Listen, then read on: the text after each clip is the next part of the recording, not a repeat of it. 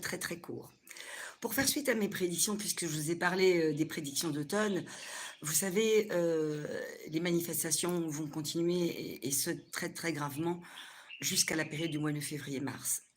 Il y a quand même un accord qui va être trouvé, au courant de la semaine prochaine, donc ça c'est avant, la fin du mois d'octobre, concernant effectivement la crise des carburants, mais je vous ai parlé d'une crise sociale.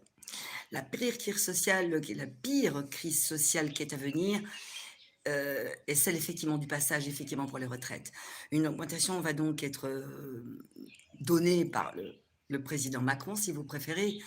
La problématique, c'est qu'on montre qu'il va essayer de faire passer les choses en force et tellement, tellement en force, si vous voulez, qu'on a une espèce d'explosion au niveau de l'Assemblée nationale, des ministres qui manifestent, mais qui manifestent, qui scandent le départ de Macron avec une telle force, avec une telle véhémence que je vois des crépuscules. J'entends beaucoup d'explosions. J'entends des explosions. Je vois l'Assemblée nationale, je vois que ça barde dans l'Assemblée nationale. Vous aurez quand même, je dirais, un premier trimestre qui va être extrêmement chargé et on entend le départ de Macron et je vous ai toujours dit qu'il ne finirait pas son mandat.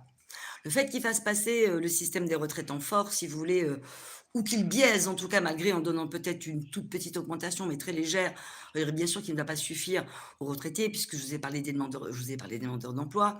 La loi est passée malheureusement. Là, ce n'est pas parce qu'il donne, je dirais, un tout petit plus aux retraités et qu'il fait passer la loi en force en n'écoutant personne, alors que nous avons une Assemblée nationale quand même très, très, très tonique.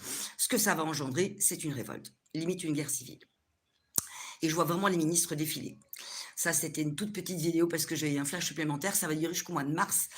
Je ne peux pas vous dire la date de son départ, mais j'ai vu qu'il aurait tellement peur qu'il rentrerait dans un van et que du coup, nous ne le verrons plus.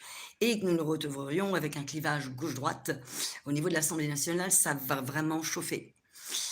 Jusqu'à la fin du mois de décembre, déjà, vous voyez comment ça se passe au niveau des manifestations. Mais les manifestations vont prendre de l'ampleur, car les Français, il y a une espèce d'effervescence, d'agressivité en France, de ras-le-bol des Français, entre les révélations concernant la vaccination qui n'arrêtent de tomber, les décès qui tombent à l'appel, et les mensonges d'État qui continuent. Là, ça sonne le glas de l'erreur fatale qu'il n'aurait jamais dû faire.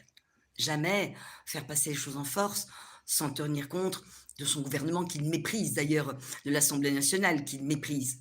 On voit de la violence et de la violence de partout, des feux, des manifestations et surtout les politiciens dans la rue scandant le départ de Macron. On frôle quand même la guerre civile sur ce niveau-là, même si je vous ai toujours dit, ce sont les minorités qui font exploser les choses. Là, vous avez un premier trimestre qui va être quand même très, très chaud patate. Voilà, c'était pour vous faire un petit coucou. Je vous souhaite un bon dimanche. Je préparerai un prochain live un peu plus, sur décortiquer sur l'actualité. Si vous avez des questions, précises, parce que moi, il me faut une question précise pour entendre et voir, merci de me les noter dans les commentaires et je travaillerai dessus. Je vous souhaite une excellente journée. À très bientôt. Au revoir.